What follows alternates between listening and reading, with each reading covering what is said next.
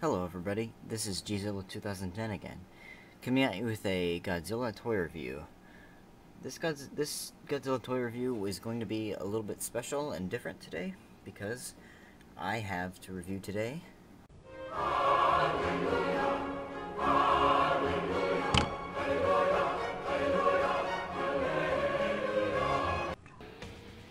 a re-review. Yes, this is Bandai Creation Burning Godzilla. This is the reissue.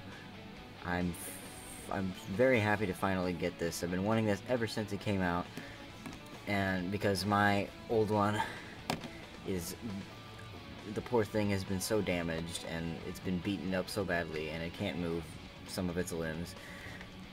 And so I really wanted this one to, because it looks nicer and it can actually, you know, function properly as a figure.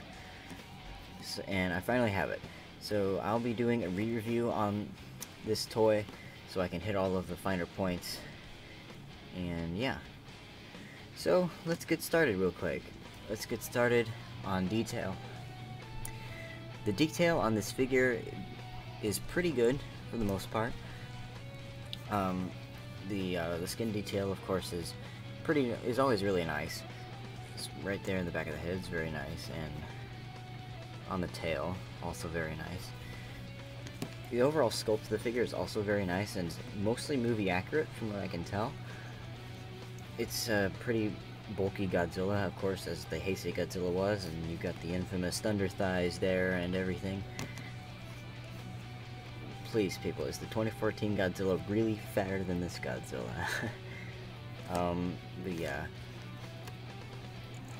The detail is pretty good. The only real issue I see with detailing is that the spines just don't look very sharp or dangerous. They look really flat and bland. I mean, they look okay, yeah, but they're just not like super, they don't look threatening, really. But yeah, overall, detail is pretty nice and it looks fantastic to display. And this is, of course, this is a Bandai Creation figure and a Bandai America figure, and not a Japan figure, so it still looks really nice. For paint, of course, he's got the movie accurate kind of tattoo-ish designs of the fire on his body, and the spines are, of course, the always reddish color with the black right here, and he's got kind of like a bone white toes and claws and teeth, and he's got an orange and black eye, and a red tongue, and same bone white color for the teeth, and it's all painted over black vinyl. So overall, I think the paint is done pretty well. I think it looks really good. Yep. For articulation, we have 1, 2, 3, 4, 5, 6, and 7. So that's 7 points of articulation. That's pretty dang good for a 6-inch vinyl figure, I'd say. I mean, it's not like excellent per se, but it's not like anything super surprising or unexpected, but it's pretty nice to have a lot of moving points on a really standard Godzilla figure. So yeah, you can have a lot of different poses with him. Like a pose I really like to do is I like to bend his tail like this, move it like up or down like that, and then have him like this, like walking around, stomping through the city, whatever. Looks pretty nice if you ask me.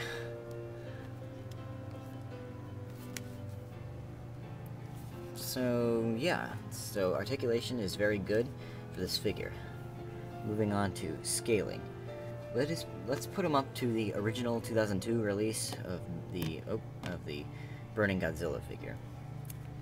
As you can see, the re-released is slightly taller than the old one, That's because I believe the older one is somewhat hunched over, whereas the new one stands more upright. But I'm not sure if there's a real if I could move both of this one's legs, then I think that even if I could move both of this one's legs, and you know, I think it still would be about the same. This one just is positioned differently. So let's scale him up with his opponent in the 1995 movie, Destroyer. The Bandai Creation Destroyer. This is pretty good for the most part. Godzilla is slightly smaller than Destroyer, as Destroyer is bigger than Godzilla, or was bigger than Godzilla in the film, but I think that the old one scaled up better, because it looks smaller by comparison, and because of its hunched overness, and Destroyer just looks bigger, more intimidating, but the reissue still works, I think, for the most part. And now we'll try Mechagodzilla 2, or the 90s Mechagodzilla, also by Bandai Creation. I think this works as well, because Mechagodzilla is slightly taller than Godzilla, and that's just about how it was in the 1993 movie. And next we'll try Space Godzilla, the Bandai Creation Space Godzilla. This is not as good, I'd say. I mean, it looks okay, but Burning Godzilla is slightly, just a hair above Space Godzilla. And they were either about the same size, or Space Godzilla was bigger. So it's kind of hard to say on this one. I mean, it works for the most part, but this Godzilla is a little too tall. Next, we'll try the Bandai Creation Rainbow Mothra. As I've said before, it's very hard to tell with Mothra in a lot of cases, because she's not like a ground monster or anything. I mean, she flies, and sometimes it's really hard, really difficult to tell. I can't really seem to make a proper scaling with her ever, but it looks interesting anyway, and I'm sure it doesn't look too bad. Ah, don't fall down. But yeah, the Mothra doesn't look too bad. And lastly, we'll try the Bandai Mecha King Ghidorah. The Bandai Mecha King Ghidorah is too small for the scale. This one doesn't really work as well. I mean, if you were trying to make it like some sort of really super duper accurate thing, but because Mecha King Ghidorah was much bigger than Godzilla. Well, not that big, like, yeah, like kind of like that. It was much bigger than Godzilla in the film. Same thing goes with the regular King Ghidorah, of course. So yeah, Godzilla is like, if you don't count this spike part up there, Godzilla is a hair taller than Mecha King Ghidorah, not counting these wings and this little middle part. So he's about eye to eye with Mecha King Ghidorah, which isn't accurate. So overall, I think scaling also works pretty well with this figure for the most part. It is standing upright a little more than its 2002 counterpart, but it's still fairly decent in terms of scaling. It'll match up with most monsters. So now let's bring out the 2002 Godzilla, Burning Godzilla original release again, to address some differences between the original and the reissue. And probably, as I've said before, this Godzilla is noticeably shorter or hunched over. It's noticeably more hunched over than the new one. I'm not sure why they changed that, whether it's for packaging issues or for other kinds of reasons, but for whatever reason, this Godzilla, the reissue, is slightly taller than the old one. The old one is also this might have been faded over time, I'm not sure, but the older one also has lighter colors, I think.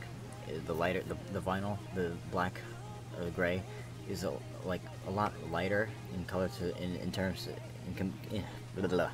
bad stuttering. Compared to the super duper deep black of the new one, the black is also not as dark. Another very noticeable thing is that the tail sculpt, they use two different tail sculpts for this one. The old one is much longer, and it does not have a different rotating piece. It just rotates at the base. And where the new one is, this one has the Bandai Creations standards of curving up the tails, but it has two articulation points. It has one at the base and then one in the midsection. I'm honestly not sure why they had to change the tail articulation, or the tail sculpt, I mean. Maybe it was due to the packaging issues, or like, I mean, they managed to fit him in the box just fine by like, they had to like position his legs up like that, but I can't move that one, and then they did that, and then he would do that, so it would look something like this, with the tail not hanging out of the back. But then again, the Anguirus, for some reason, did hang out of the back.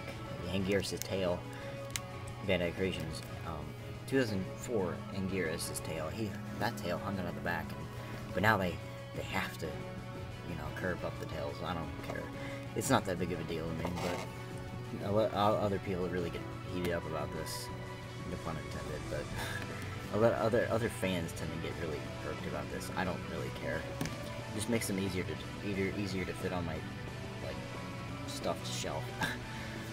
But yeah, overall I'm not sure if I like a particular sculpt better or not. I mean, they're essentially the same, of course, the same figure with some minor differences.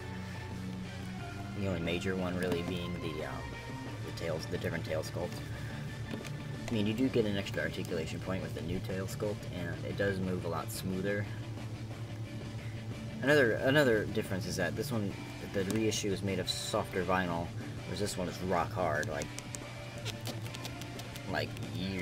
This could really hurt someone who threw it at him, but yeah, this one's made of really hard vinyl, whereas this one is a little more softer and squishier, but it's not that soft. It's still nice and durable for your kids to play with and stuff like that.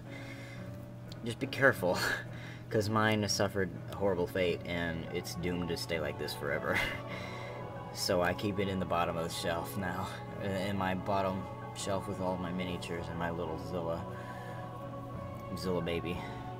So yeah, be careful with this figure. When you give it to your kids, they might damage it, but that happens. I mean, my old Godzilla figures are we're beating the crap out of. Space Godzilla and Mechagodzilla down here is just to give an example. Paint scuffs everywhere on these two. There's paint scuffs on the spikes, there's paint scuffs on the toes, paint scuffs on the spines. These are harder to see, but they're there. There's paint scuffs on the tail. Mechagodzilla's even harder to tell. There's paints. I mean, it might look nicer on camera, but there's paint scuffs everywhere on him. But yeah, that's kind of what happens. My newer ones, of course, I take much better care of. Yeah, this is... Anyway, moving on. This is his box. This was his box that he came with. I'm going to show you how he fits in the box. It's really, really simple. Pretty much just like that. Nothing too special. A note on the back of the box. They have, there's 3 different figures, of course. I mean, this is not all of them. I'm pretty sure I have 4 different boxes, and they all have different pictures on the back. This one was new, so I decided to keep it. 4 different boxes, I mean, like, that are designed with this red and black design. Well, that was last year's design. Anyway, the Mechagodzilla shot here is different than the one they use in Mechagodzilla's box. I don't have another picture right at this second to reference it, but this is a different Mechagodzilla picture from the one they've been using since 2009 when he was released. So that's just an interesting note. Another interesting note is that this Godzilla here this picture is not the like figure that has been released. Looks like this looks much more similar to the Pack of Destruction Burning Godzilla, although the arm is not up like that. The Pack of Destruction Burning Godzilla is like maybe this big, and it looks much similar to that. The claws are positioned like that.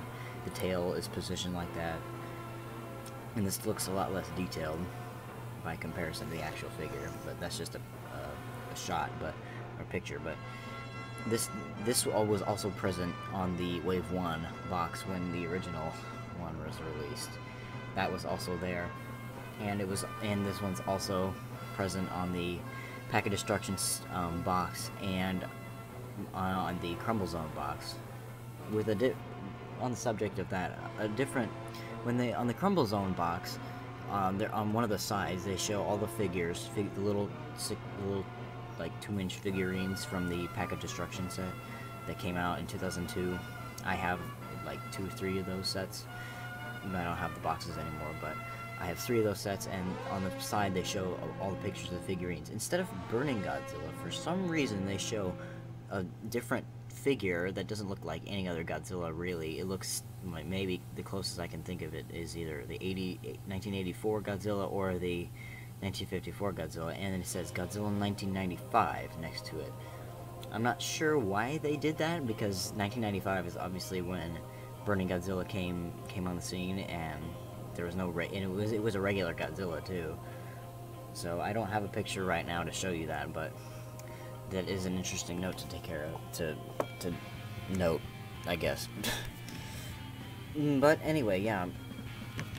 I believe that's the re-review.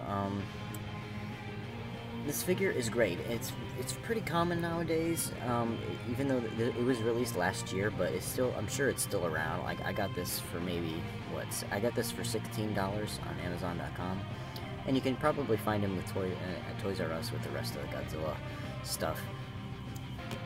This is the new box design for 2014, Godzilla's 60th anniversary, so you might see him in this box, I don't know. He's not pictured on the back here like the other guys are, but who knows if he's going to be in that kind of box or this kind of box, because mine came in the older box. That's King Caesar's box, but anyway, yeah, this figure is probably pretty cheap, and he's easy to find nowadays since Bandai Creation finally re-released him, Bandai America, whatever. The older one the old original release is much harder to find. I'd personally recommend that if you're really looking for a Burning Godzilla and you don't need this one, then just grab this one. But if you're like a hardcore collector, and you really want this one, be prepared to pay a lot of money and to spend a lot of hunting time on eBay for it. But yeah, this Godzilla is great. It's cheap. It's a cheap figure. It's a great representation of the suit, and I'd highly recommend it to any fan of the film. I think most people know that this was my very first Godzilla figure that I ever received as a gift from my parents. Mostly just because I was into dinosaurs back then, not Godzilla, but yeah, this is my first Godzilla figure, and that's why I'm even more happy to receive the new reissue. But yeah, enough of me rambling. I give this figure a 5 out of 5. It's great. Go pick it up if you haven't already. This is Godzilla 2010 signing off. Bye.